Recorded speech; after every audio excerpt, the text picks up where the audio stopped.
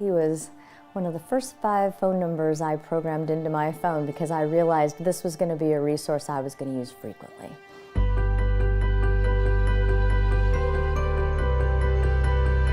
When I think about Brian's dedication, Brian and I went through the Leadership Academy together. So when we were at the Boy Scout camp doing all of our obstacles, one time Brian was on this huge ball.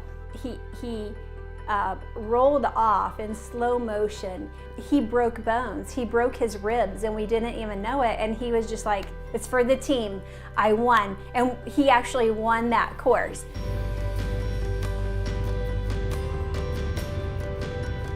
When I first came to the Bloomington Board of Realtors, I didn't really know Brian, but I knew of Brian. And then when I got to meet him in person, I realized that he's not just committed to Bloomington, he's committed to the real estate industry, and he's really plugged in, both at the local level, at the state level. He knew, when we went to I went to the first legislative conference at the State House, he knew everyone, and everyone knew him. Everywhere you would go, they'd be like, hi Brian, hi Brian, hi Brian. He's very strong in the manner of bringing everyone together and working on really identifying their skills and putting them in the right places.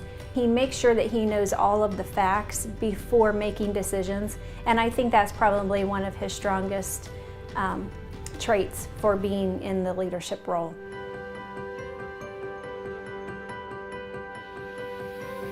I think he's just a powerhouse. I've used him to sell a home. I've recommended him to friends. I had a nephew that was moving from the East Coast with his family, and he had about 3 weeks before he had to start his new job.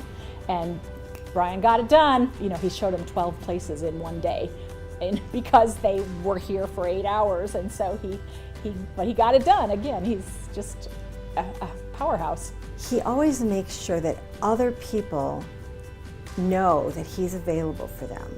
And from time to time, he will get a call from another broker in our community saying, I have a problem.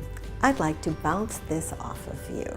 Even though it may be a transaction that he has no involvement or our company has no involvement in, he still makes himself available.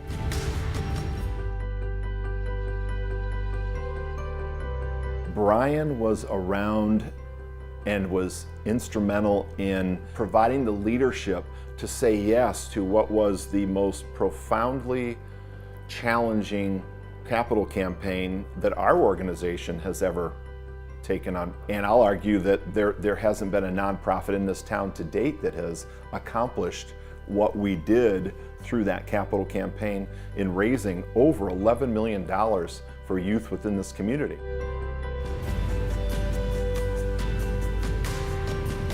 One of the things that I have enjoyed seeing Brian do in such a great way is parent his 2 sons.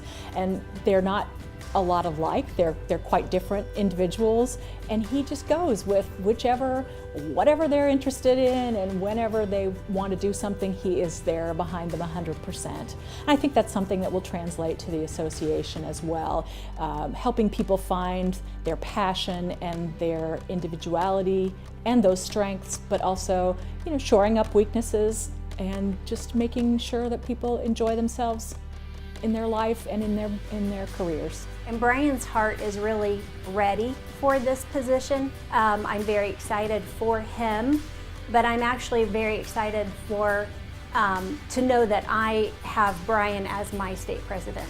Congratulations, Brian, on this new exciting role. Congratulations to the association. You've landed a good one. He's going to kill it.